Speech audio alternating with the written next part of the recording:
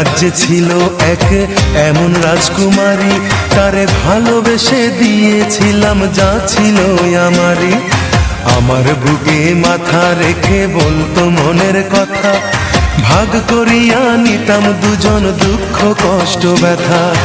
আমি শুধু ছিলাম যে তার প্রেমেরই পূজারি, তার ভালোবাসা করলো আমায় পথেরই ভিখারি।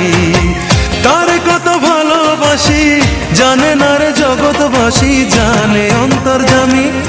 যখন তোমার কেউ ছিল না তখন ছিলাম আমি, এখন তোমার সব হয়েছে পর হয়েছি আমি। যখন তোমার কেউ ছিল না তখন ছিলাম আমি, এখন তোমার সব হয়েছে পর হয়েছি আমি।